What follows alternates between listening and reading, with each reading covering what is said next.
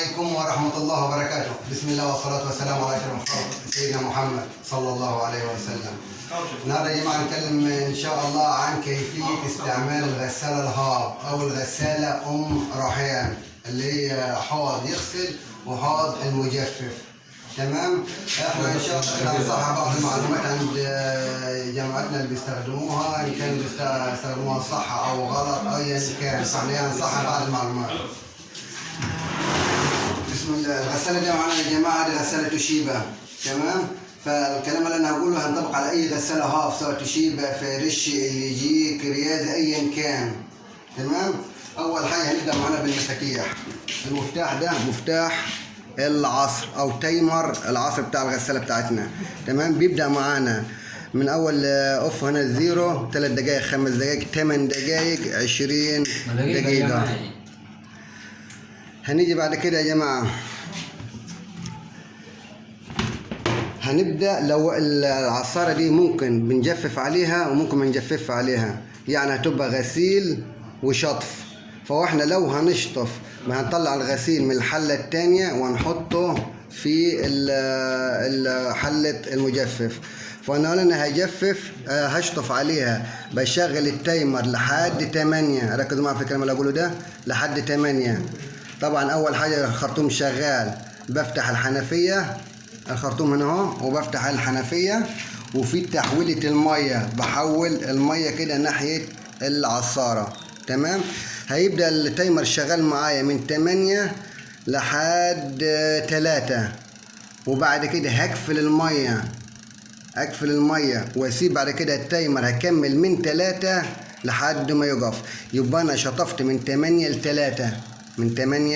ل 3، وبعد كده العصر او التجفيف من 3 ل 3 دقائق الاخرانيين. فطبعا هو طبعا انت تقول لي التايمر كله 20 دقيقة، هقول لك ماشي. 20 دقيقة مثلا ممكن استعمله في الحاجات اللي هيتجير فيها زي الاريا، الحياة بقى، القماش الاسود او الصوف. تمام؟ لكده بس. عشان لو شغلت عدد العصارة مدة أطول، يعني مثلا جففت بيها 20 مرة، 20 في 20 ب 400 دقيقة، حرام. يبقى أنا كده بتعب الموتور بتاع الغسالة بتاعتي. فأنا باجي بالهدوم الخفيفة وببدأ من 8 لحد 3. لو أنا مثلا الوقت مش هشطف عليها خلاص، يبقى أجيب التايمر بتاعي لحد 3 بس. إن ال3 هيأدي نفس الغرض بتاع 20 دقيقة على فكرة.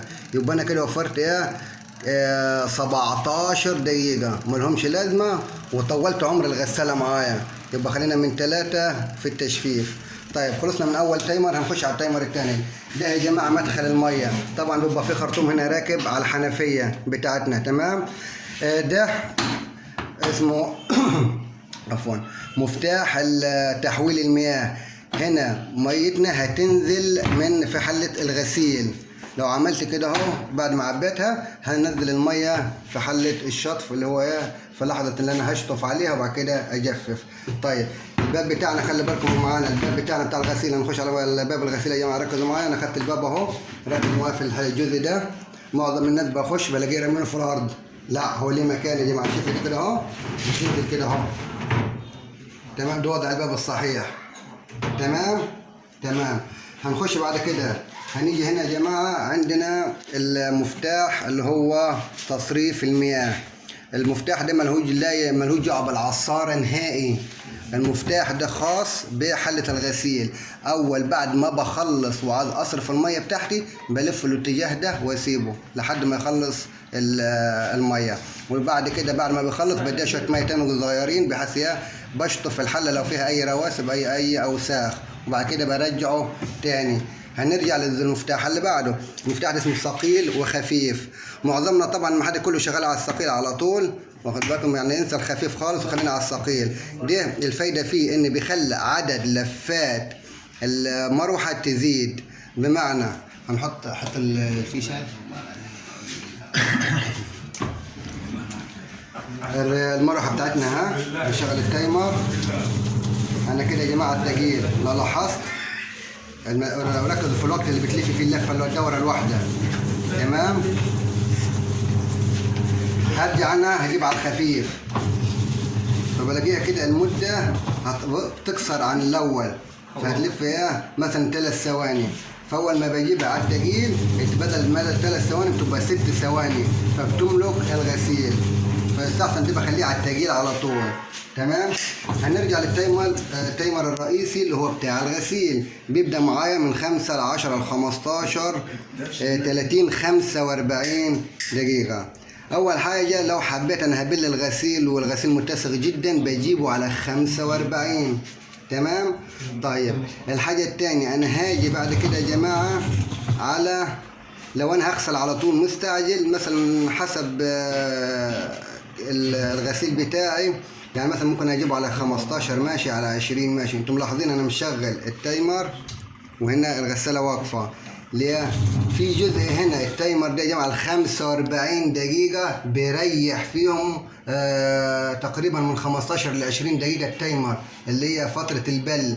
بيلف لفتين وبعد كده تبدا تقف تلت ساعه وبعد كده ترجع تكمل غسيل. ففي بعض الناس بتفكر ان التايمر ده بايظ او عطلان، هو مش عطلان، هو وضعه كده اهو، يبل الغسيل شويه وبعد كده يبدا يغسل تاني.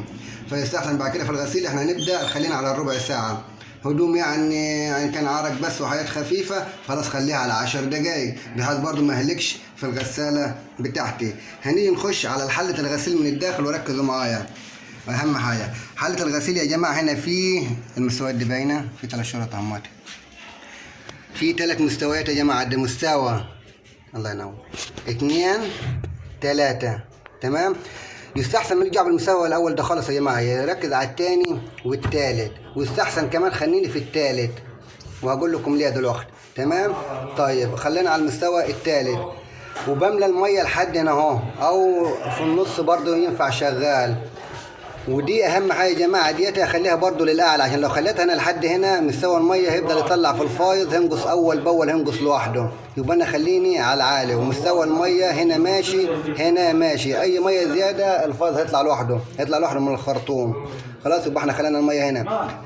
طيب يبقى انا هنا اول حاجه كترت الميه في حله الغسيل وابدا اقلل كميه الغسيل اللي انا بحطها، اقللها ليه؟ انا انكترت يا جماعه. في ناس بتحط حاجات كبيره، ممكن بتحط اللي بيسمع، اللي بتحط بطانيه، اللي بتحط مش عارف، كله ده غلط في غلط. انا رحت حطيت بطانيه او اي مخده فايبر او المخده دي يا جماعه بتشرب الميه وبتتقل وبتنزل في القاع. تمام. فبتحمل على الريشه دي، الريشه دي بعد كده بتبقى عايزه تلف ما قدراش ان نزل عليها حمل. لكن ما يكون كميه الغسيل قليله بتطفو فوق في الميه والريشه بتلف الميه فبتخف عنها شويه. يبقى انا كده حافظت على صيانه الغساله بتاعتي. يبقى انا اول حاجه بعمل بكتر الميه واقلل كميه الغسيل، حتى برضه احس ان اقل كميه من الاريال هترغي معايا ان ضرب الريشه شديد معايا. خلصنا هنا نخش على العصاره. دلوقتي انا طلعت الغسيل من الغسيل بنقول على العصاره. تمام. ما برميش الهدوم وخلاص يا جماعه، يستحسن انا بحط كميه الغسيل بحيث املى الحيز داخل الحله ده. لازم يكون الحيز ده كله مليان، ما يكونش فيه اي جزء فراغات، عشان لو فيه فراغات وانا بشغل غساله هتفضل هي الغساله دب دب دب دب، كل ده غلط في غلط، تدمر الموتور وتدمر الونسي والميه تنزل على الموتور ومش هنخلص اعطال. فلا، وكميه الغسيل يستحسن اسيب 4 5 قراريط، ما املاش الحله للاخر لحد الجزء ده. تمام.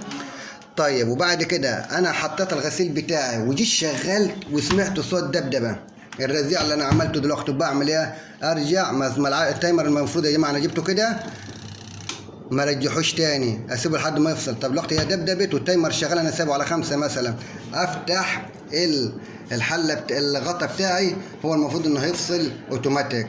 تمام. فاول ما هيفصل اوتوماتيك خلاص انا ببدا اعمل التعديل بتاع الحله بتاعتي. برضه لو الغساله برضه فيها لبه كده تاثر برضه على اتزان الحله الداخليه، بس انا بخلي الغساله بتاعتي مظبوطه. تمام.